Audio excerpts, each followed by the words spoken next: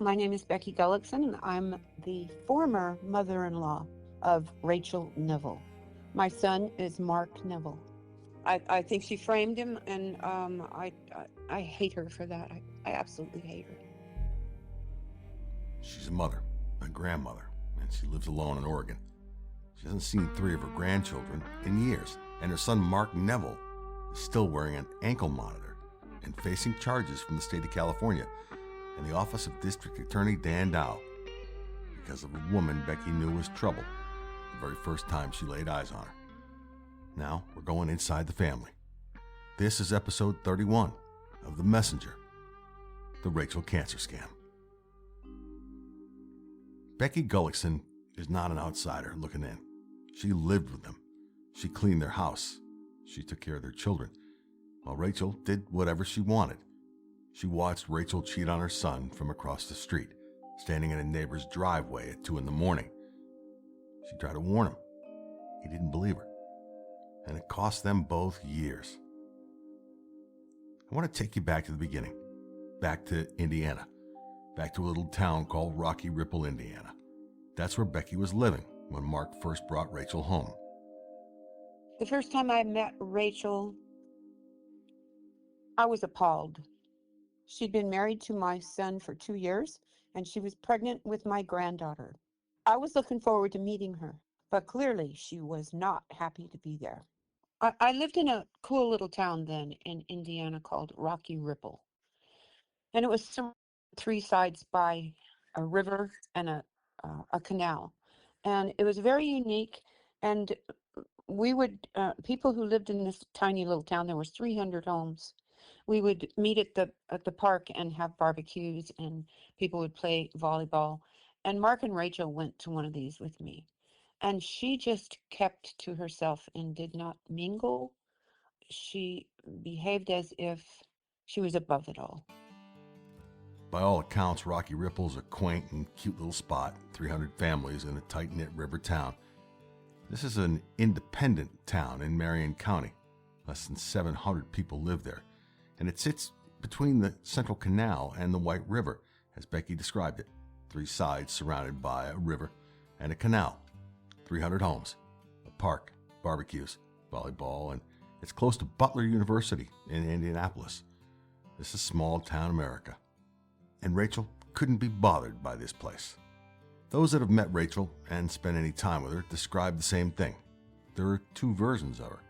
The one that she shows you when you're part of her script and part of her plan. With the men in her life, she has you think that you're her person. You're the most handsome man she's ever known. Smart, logical, and so much more. That's the Rachel that wants something from you. Mark knows that all too well after being married to her for over 20 years. With Rachel, you just don't know which version you're going to get. And then when your turn in the barrel is over, well, we know where that goes. It could actually land a fella in jail. We'll get back to that. For women, like the women Rachel works with at the San Luis Obispo County Airport, or the women I spoke with at Sierra Vista Hospital where Rachel was working, not as a nurse, despite her somewhat convincing falsified ID badge, she was assisting nurses, changing bedpans and helping patients brush their teeth and clean the rooms. Those women also declined to be in the podcast. They did, however, talk about a woman that called out sick repeatedly, just like she does at the airport now, and just how awful she can be. There was and is a story floating around about administration wanting her out, looking for a reason to fire her at the hospital, but they needed to be careful. And as we know from what her coworkers at the airport say, even the airline she works for are treating her with kid gloves. They are, for lack of a better word, keeping a pin in her by allowing her to stick around and remain on the roster. That seems to be the real Rachel. And Becky Gullickson got the real one, right from the start. It was almost like a deliberate attempt to not be friendly. She's plays what I'm better than you. But a couple years before that trip that Mark and Rachel made to Rocky Ripple, Becky got a call out of the blue in May of 2002. Mark called his mother, told her he was getting married on Saturday. It was Tuesday. Mark called me one night and said, Mom, I'm going to get married on Saturday. And I lived in Indiana, and he wanted me to fly out there for this wedding. And he told me he met her in the club he worked in, and I said, no, I'm not flying out there for this wedding. And he was angry, but I just wasn't going for it. That decision, that instinct, it set the tone for everything that followed. Becky felt something was off before she met Rachel. And for sure, she saw that in person during that first visit, and she trusted what she saw. Her son didn't. He married her anyway. Twice, actually, but you know that story as well. Becky was looking forward to meeting Rachel. If you're a mom meeting your pregnant daughter-in-law for the first time, you're probably excited, and you may have some ideas about how things might go. That first meeting, that didn't go as planned. At the time, Rachel was pregnant with the daughter formerly known as Madison. It just wasn't good. She clearly did not want to be there or in my home. What do you do with something like that? She was a prima donna. After Madison was born, Becky came out to California to visit. And what she found inside that house, that's where the picture of Rachel comes into focus. Not the Rachel who charmed men in a strip club, and not the Rachel who told elaborate stories about assaults or claimed that she was going to law school at UCLA or had acting roles on Walker, Texas Ranger, Miss Congeniality, or Ocean's 11. This was the Rachel that only the people who actually lived with her ever got to see. And what Becky saw was a woman who took from everyone around her at every opportunity. My ex and I bought a truck from Mark, and I was making monthly payments, and they were being sent from my bank. And one day Mark called me and said, Mama, how come you haven't been making the truck payment? And I said, I make them every single month. He goes, please send me a copy of the back of one of them with the signature on it. And I said, I'll do that. And they were all signed by Rachel. Rachel was intercepting Becky's checks, signing them, cashing them, keeping the money. And it wasn't just the truck payments. They had a rental property in Houston, bringing in a few $1,000s a month. Rachel was confiscating that too. When I asked Becky if she ever confronted Rachel about it, the answer told me everything. No, I did not. No, because that's what Rachel creates. An atmosphere where confronting her feels more dangerous than just absorbing the loss. Where calling her out feels like the problem. And it wasn't just Becky's money. What she did with the truck payments. This was just one of the financial issues that Rachel created. We had purchased a property in Texas, and we were leasing it back to the builders at the time. You know, we were positive cash flow. I want to say like $3,000 a month, and they leased that property back from us for about a year and a half. And I told Rachel, take that money, put it into a separate checking account. Right around 2010, it started raining pretty heavily when contracts started drying up in LA and nobody was lending money. And so I said, we're going to need to tap into that savings account to see us through. When I went to ask her for the money, she was like, it's gone. And I pretty much lost my shit. I just couldn't believe that she had just squandered something like $45,000. So at that point, I was pretty livid. So I put her on a plane. I sent them back to go live with her mom. And I think she was there for maybe 2 to 3 weeks. $45,000. Gone.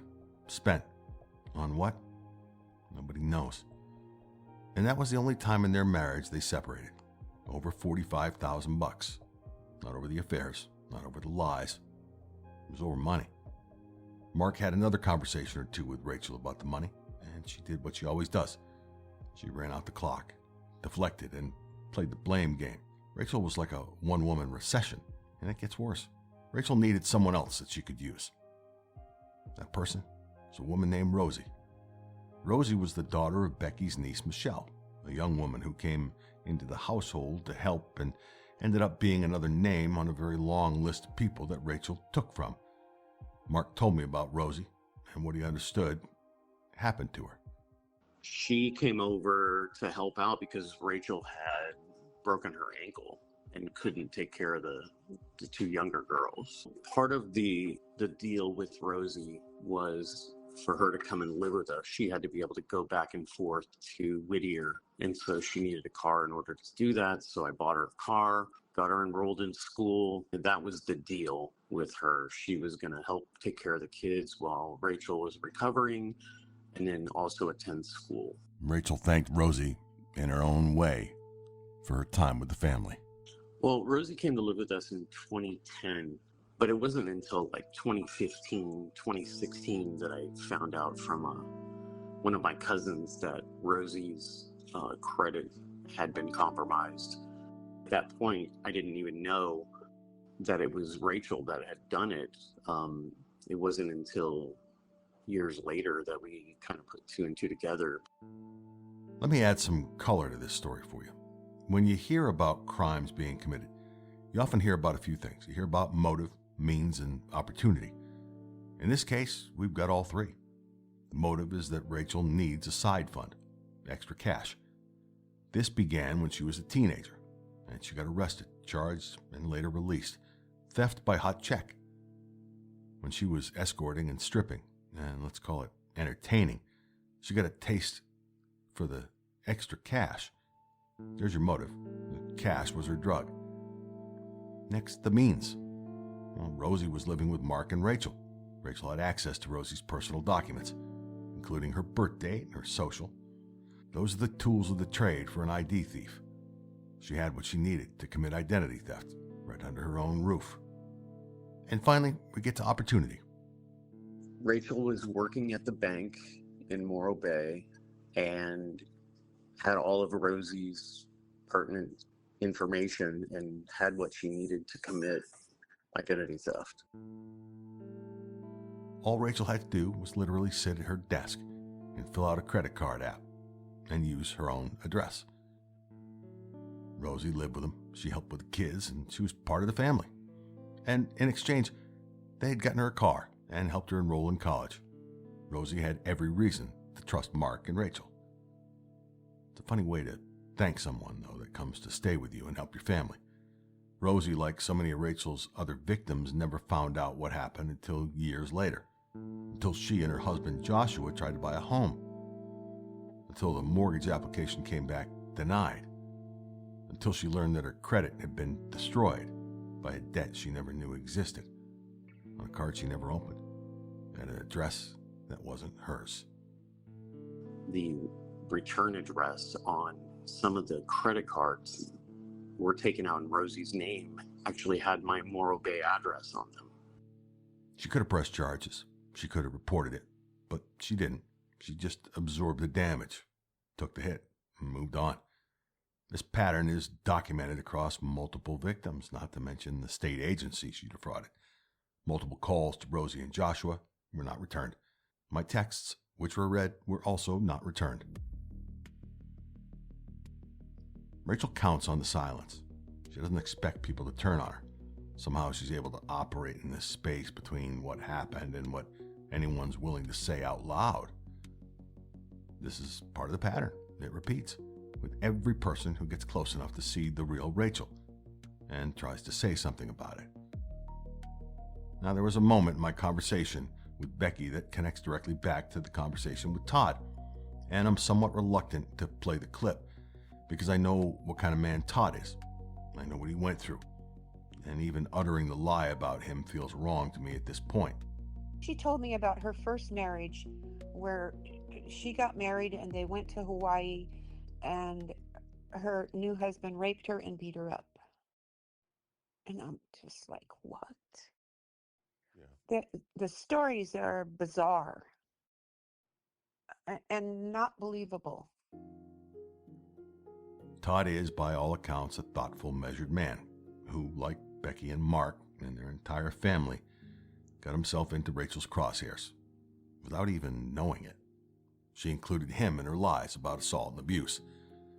And Becky, she had the right instinct. It doesn't surprise me that all of that was a lie. Oh, yeah. In the same way she lied about Brad, about me, about Mark, and the attorney in L.A., the other Mark. About every man whose name comes up in this story once she's done with him. It's what she does.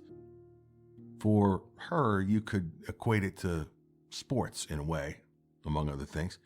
It's about being brilliant at the basics. In football, it'd be blocking and tackling drills. In baseball, it's batting practice, fielding grounders. She just hones her craft at every opportunity that she's given. And when it's over, when she's moved on or been caught or pushed out, she burns everything down behind her. The story changes. She becomes the victim. The man becomes the monster. They're just lying about me. They're just jealous and so on and so forth. He was just obsessed with me.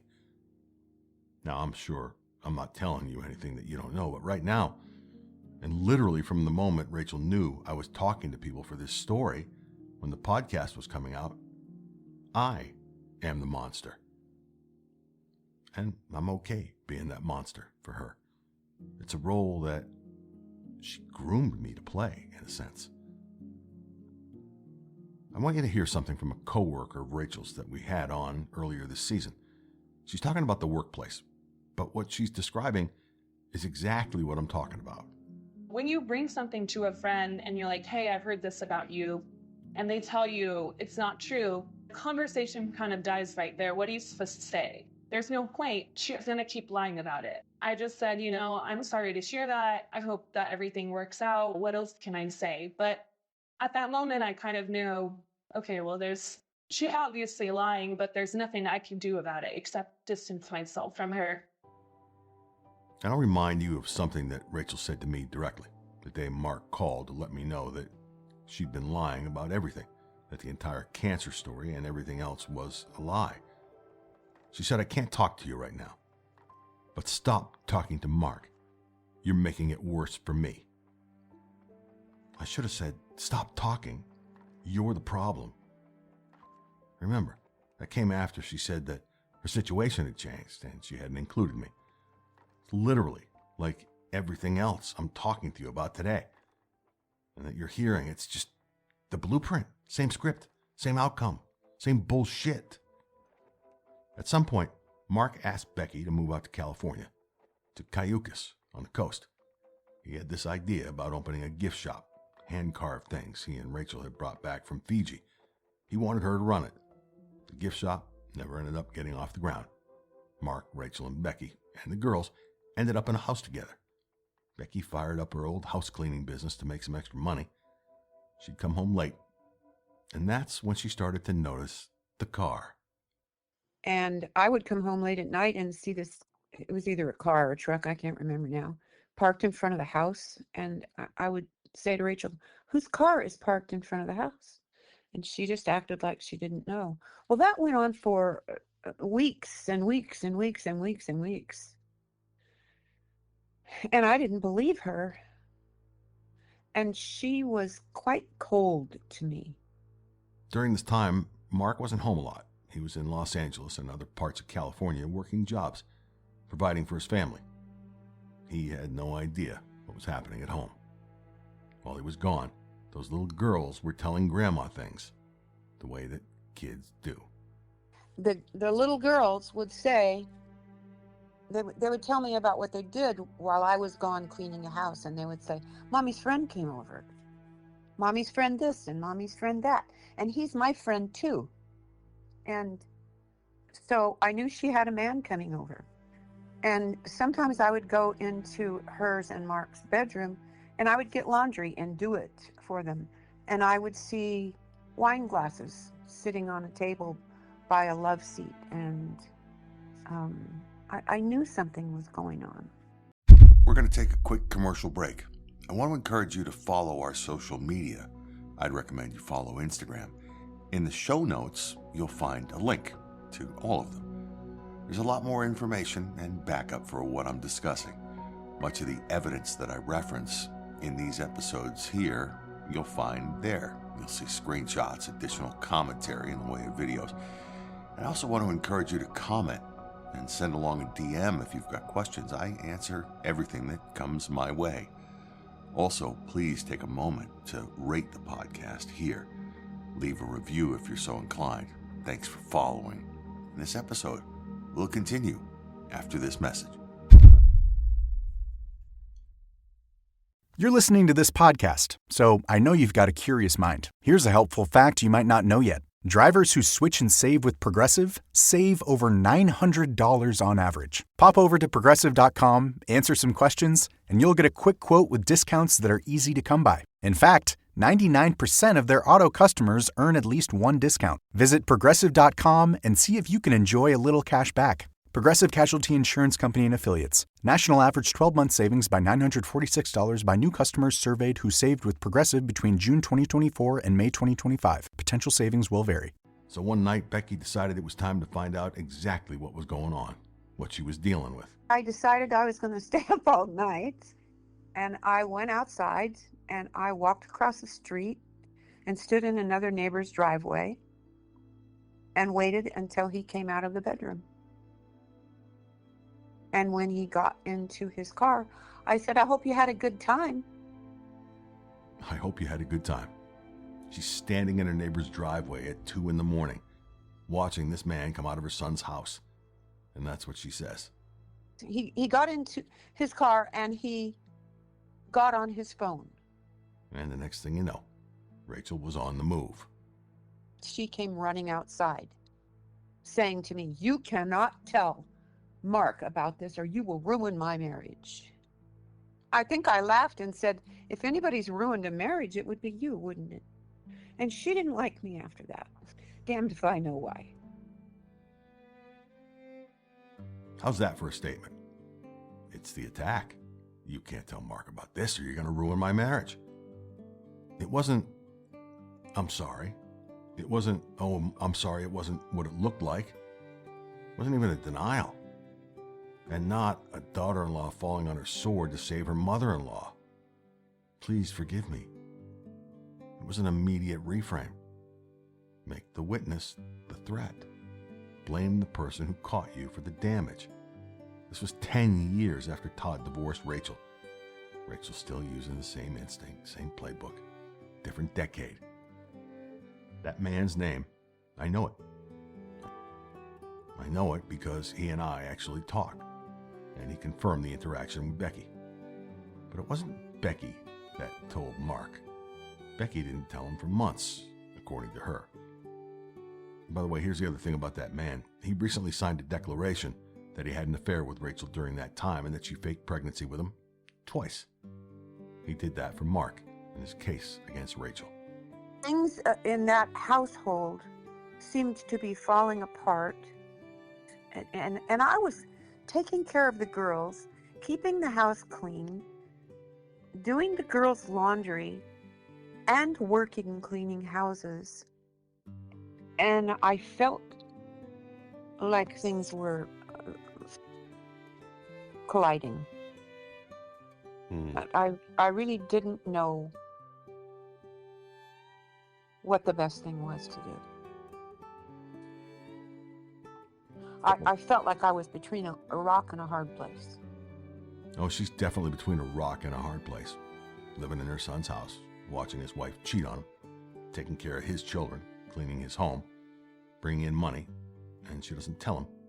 Not because she doesn't love him, but because she doesn't know what telling him will do to the family that she's trying to hold together. Here's the thing about Rachel. She's like equal opportunity squared. You don't have to be a man to be a victim. She includes all comers. The mothers, the friends, the co-workers. Everyone can get caught up in it. What can only be described as an emotional blast radius. And then have to make impossible choices. And what you're about to hear is sad. When Mark found out, he didn't go after Rachel. He went after Becky. Mark told me he knows that he and Rachel never stood a chance. My mom tried to explain this to me back then, and I didn't believe it because I said, there's no way. You know, you're I don't know why you're trying to poison my marriage, but that's not happening. And, you know, I'll ask Rachel, you know, what's going on, this and that. He asked Rachel about what Becky said and what she saw. And Rachel did what Rachel does. Oh, the guy from work is just a friend. We went and hung out at the beach with the girls one day and this and that. And I'm like, why are you hanging out with people I don't even know? and bringing my kids around them. I don't understand that. It won't happen again. It was nothing. It's not a big deal. You know, she'll play it off. And even though there was these red flags, I'm like, I just remember I don't want to believe this because the idea of it is just so fucked up. And I want to be able to trust my wife, and I want to have a solid marriage. We never stood a chance. Doesn't matter what I would have done. She would have still been the same person. That right there is what it sounds like when a man finally understands that the game was rigged from the beginning. That there was no version of events where Becky warning him or asking Rachel or Rachel promising to stop. None of it was ever going to change the outcome. Doesn't matter what he would have done. There's just no world or any chance where having a solid marriage to Rachel Neville would have been a reality. I think that would be more like some alternate reality shit, some parallel universe thing. I want you to hear something else. This is the daughter formerly known as Madison. She's talking about what Rachel did to Becky, to her own grandmother. My mother is such a fantastic liar and manipulator that she convinced my dad to stop talking to his mother, because his mother, my grandmother Becky, she told my dad, hey, I feel like she's a little bit promiscuous. I think she might be cheating on you. Like, she told my dad that, and my dad was like, no, there's no way. And my mom convinced my dad to stop talking to his family because they believed that she was cheating. I have had no family because of that at all. We're talking to them now and we're realizing, oh, wow. Madison was talking about her own childhood, the family that she didn't have, the grandmother she was kept from, because her mother convinced her father that the people trying to warn him were the problem. This is the mechanism. Again, this is the perfect example of Rachel going on the offense. She went on the attack. And that attack, it fractured Mark's entire family. Becky, who was living in his house, caring for his children, watching her with her own eyes, became the liar. And again, Rachel became the victim. I asked Becky what happened after it all came out, how the estrangement began. He seemed angry with me, but I certainly had to get the hell out of there. I got sick. I just got in my car and drove down to Seal Beach, and I went and stayed at my mom's house. I needed to get better, and I never wanted to go back to that house. It felt awful. I felt like I was, I couldn't breathe. She never went back, and she didn't hear from Mark again. Not in any real way. For years. Years of silence. Years without her son. A family that had been destroyed. And grandchildren that Becky couldn't reach or see. And here's the most brutal part of all of it. Of every single bit of what you've heard today. By the time Mark Neville understood what his mother had actually tried to do for him, he was sitting in a jail cell. And that's when he called her. He got thrown in jail. He called me, and he started saying that it was all her fault. I hadn't seen him in years, and I was thrilled to hear his voice again. It had been a lot of years, and I wanted to have a good relationship. After everything, after being blamed, after being cut off, after years of silence, she's thrilled to hear his voice. That's a mother. Now, there's one more part of this conversation that I want you to hear. And it's the hardest part.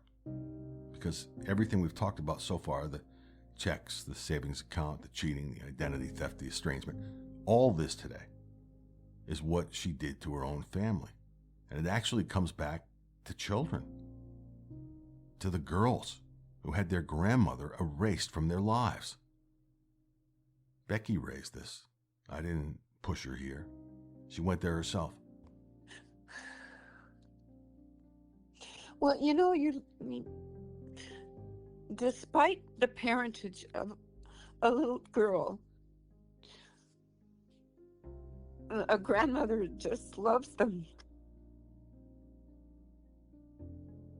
Doesn't matter the parentage. My granddaughters were stuck to me like glue. And that hurts. One of the girls reached out to Becky at some point, sent her some messages. They were not kind messages.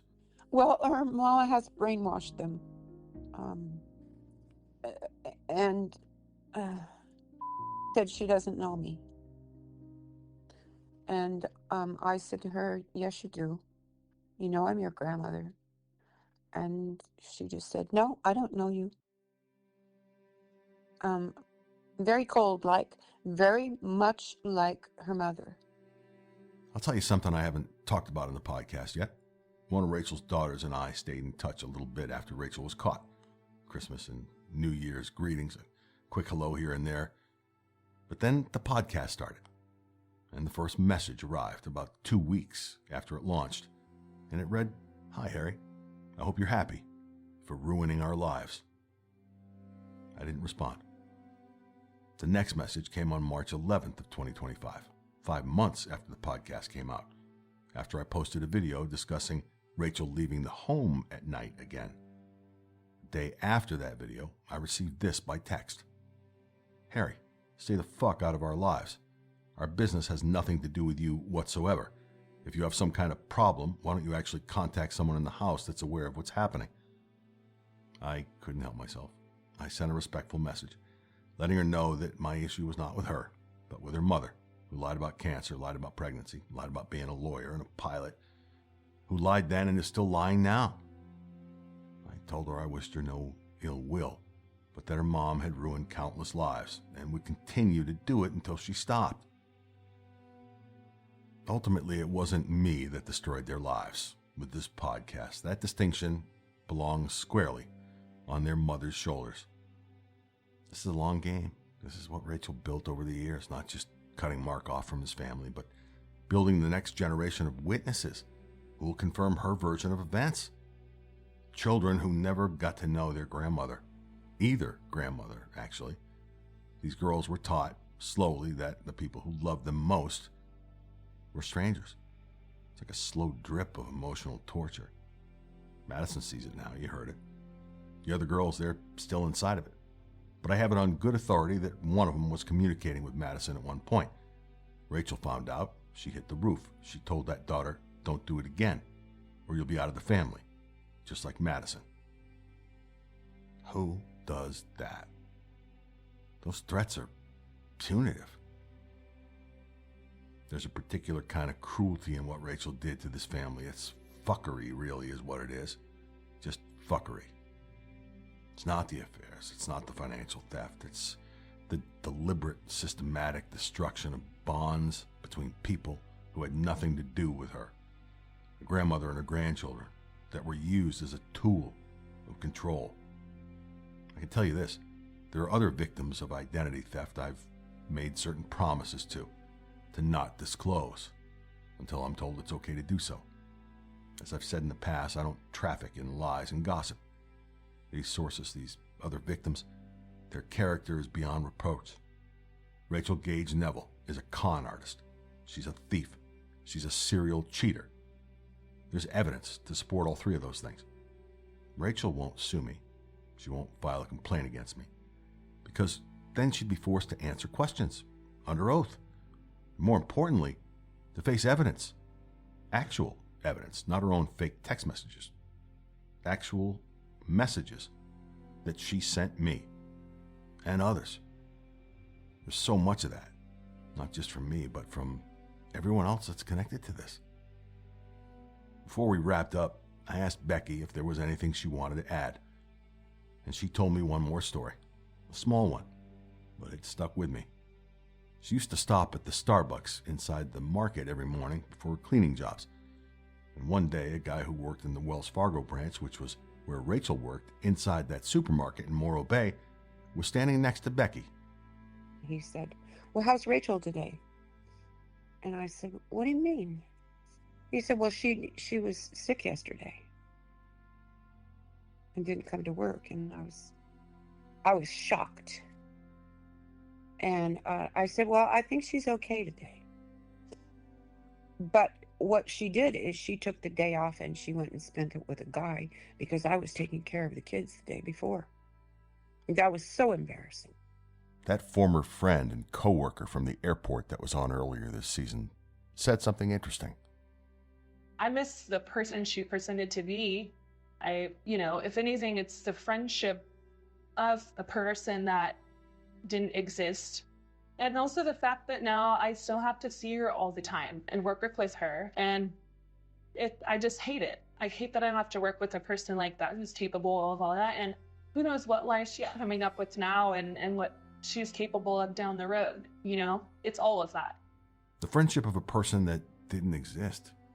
I think most everyone that I've talked to during the course of this podcast has said that very same thing. We all trusted this version of Rachel that she built for us.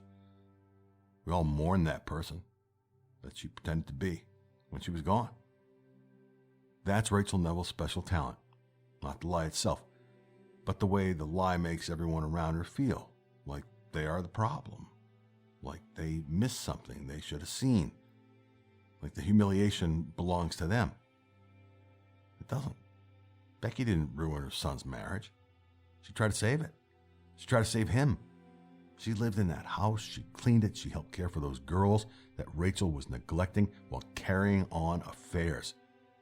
She stood in a neighbor's driveway at 2 a.m. because she loved her son enough to want to know the truth. And that truth, that cost her everything.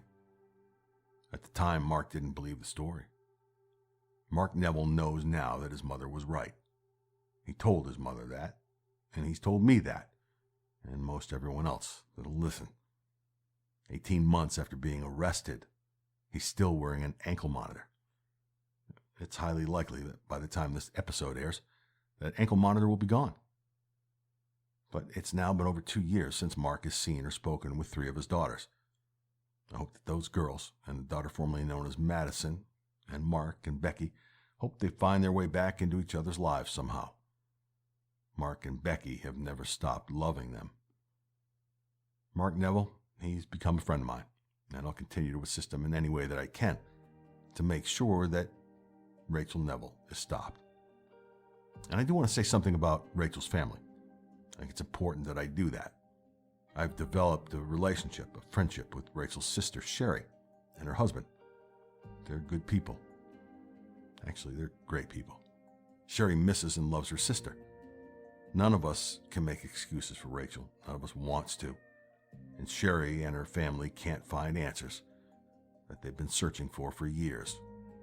Why does Rachel do what she does? I've asked repeatedly to have a conversation with Sherry on the podcast, and she politely declines every time. And yes, I asked one time to speak with her mom, and that's not going to happen again. I'll respect that, and I won't ask again. Rachel's brought a cloud that hangs over that family. Those people did nothing but love their sister and their daughter. I'm grateful to have the relationship that I have now with everyone that's connected to Rachel. We're all part of a community in a way. I met the woman that I've been seeing for a year and a half as a result of her connection to this story. It's weird, it's crazy, and at some point I'll discuss it. But she's known Rachel's boyfriend Russ for well over 20 years. And that's a story for another day, or maybe another podcast. I want peace and healing for everyone that Rachel's hurt. I want it for all of us, especially those girls that are still living with a mother that's a monster. She refuses to get help for what is surely a severe mental health issue. I want to remind you that the song that you hear at the end of these last episodes, you're hearing it now. It's written and performed by a wonderful artist from the Central Coast by the name of Natalie Haskins. It's called 4 a.m. Regret. She wrote it about a man. I asked her to make a minor change in that lyric. I'll see you next week. You think you love her, think you got her case, think you want her for life, forever and a day. You think you love her, want her